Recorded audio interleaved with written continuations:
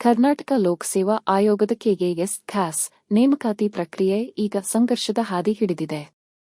384 gazetted probationary ಹುದ್ದೆಗಳ ಆಯ್ಕೆಯಲ್ಲಿ ಸಾಲು ಸಾಲು ಲೋಪಗಳು ಕಂಡುಬಂದಿದ್ದು, ರಾಜ್ಯದ ಲಕ್ಷಾಂತರ ಅಭ್ಯರ್ಥಿಗಳು ಬೀದಿಗಿಳಿಯುವ ಎಚ್ಚರಿಕೆ ನೀಡಿದ್ದಾರೆ. ಇದರ ಕುರಿತಾದ ಒಂದು ವರದಿ ಇಲ್ಲಿದೆ.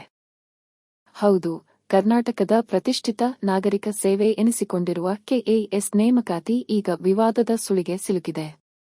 2024ರ ಅಧಿಸೂಚನೆಯಿಂದ ಹಿಡಿದು ಇಂದಿನ ಸಂದರ್ಶನದ ಹಂತದವರೆಗೆ ಒಂದಲ್ಲ ಒಂದು ಎಡವಟ್ಟುಗಳು ಆಯೋಗದ ವಿಶ್ವಾಸಾರ್ಹತೆಯನ್ನು ಪ್ರಶ್ನೆ ಮಾಡುವಂತೆ ಮಾಡಿದೆ.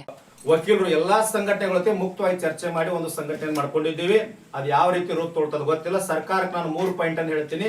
2,86,000 ಹುದ್ದೆಗಳು ಶೀಘ್ರವಾಗಿ ನೇಮಕ ಆಗಬೇಕು. ಕೆಪಿಎಸ್ಸಿ ಅಂತಕ್ಕಂಥದ್ದು ಭ್ರಷ್ಟಾಚಾರ ಕೂಪದ ಮದ್ದಕ್ಕೆ ಅದು ಕೊಡ್ತಾ ಇದ್ದೀರಿ ನೀವು. ಕೆಪಿಎಸ್ಸಿ ಕಳ್ಳತನ ಮಾಡ್ತಾ ಇದ್ದು, ಅದು ಸರ್ಕಾರದ MLAಗಳು ನೀವು ಕಳ್ಳತನ ಮಾಡ್ತಾ ಇದ್ದೀರೋ. ಹಣ ಮುಟ್ಟಂಗಿಲ್ಲ ಅಂತೇಳಿ ಸಂವಿಧಾನದ ಮೇಲೆ ನ್ಯಾಯಯುತವಾಗಿ ನಾವು ಪ್ರಮಾಣ ಮಾಡ್ತೀವಿ ಅಂತೇಳಿ ನೀವು ಪ್ರಮಾಣ ವಚನ ತಗೊಂಡು ಕೆಪಿಎಸ್ಸಿ ಒಂದೊಂದು ಹುದ್ದೆಗಳಿಗೆ ಜನರಲ್ ಆಗಿ ಮಾತಾಡ್ತಿರ್ತಾರ. ಇಷ್ಟು ಹಣ ಕೊಟ್ರನ ತಹಸೀಲ್ದಾರ, ಹಣ ಕೊಟ್ರನ SC, ಹಣ ಕೊಟ್ರನ DSP ಅಂತೇಳಿ ಸಾಮಾನ್ಯವಾಗಿ ಬಹಿರಂಗವಾಗಿ ಜನ ಚರ್ಚೆ ಮಾಡೋ ಕಾಲದೊಳಗ ನೀವ್ಯಾಕೆ ಕೆಪಿಎಸ್ಸಿ ಕೊಡ್ತಾ ಇದ್ದೀರಿ? ನಮ್ದು ಒಂದು ಬೇಡಿಕೆ ಅದ, ಕೆಪಿಎಸ್ಸಿಯನ್ನ ಸಂಪೂರ್ಣ ರದ್ದು ಮಾಡಬೇಕು. CBI ತನಿಖೆ ಕೊಟ್ಟು ಇಷ್ಟು ವರ್ಷ ಏನ್ ನೇಮಕ ಆಗಿರಲ್ಲ, ಅನ್ಯಾಯದಿಂದ ನೇಮಕ ಆಗಿದ್ರೆ ಹಣವನ್ನೆಲ್ಲ ಸಂಗ್ರಹ ಮಾಡಬೇಕು, ಸರ್ಕಾರದ ಅಕೌಂಟಿಗೆ ತಗೋಬೇಕು.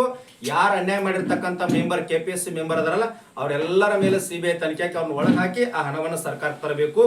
ಇವತ್ತು ಈಗಾಗಲೇ ಕರ್ನಾಟಕ ಸ್ವಾಭಿಮಾನಿ ವಿದ್ಯಾರ್ಥಿ ಸಮೂಹ ಮತ್ತು ವಿವಿಧ ಸಂಘಟನೆಗಳು ರಾಜ್ಯಪಾಲರಿಗೆ ದೂರು ನೀಡಿವೆ. ಮೇ 6ರಿಂದ ಆರಂಭವಾಗಲಿರುವ ವ್ಯಕ್ತಿತ್ವ ಪರೀಕ್ಷೆಯನ್ನು ಇಂಟರ್ವ್ಯೂ ತಕ್ಷಣವೇ ತಡೆಹಿಡಿಯಬೇಕು ಮತ್ತು ಇಡೀ ಪ್ರಕರಣವನ್ನು ಸಿಬಿಐ ಅಥವಾ ನಿವೃತ್ತ ನ್ಯಾಯಮೂರ್ತಿಗಳ ನೇತೃತ್ವದ ಸಮಿತಿಯಿಂದ ತನಿಖೆ ಮಾಡಿಸಬೇಕು ಎಂಬುದು ಆಕಾಂಕ್ಷಿಗಳ ಪ್ರಬಲ ಆಗ್ರಹ. ಅನ್ಯಾಯ ಆಗಿದೆ, ಅದನ್ನ ನಮ್ಮ ಧ್ವನಿ ಸರ್ಕಾರ ಕೇಳ್ತಾ ಇಲ್ಲ.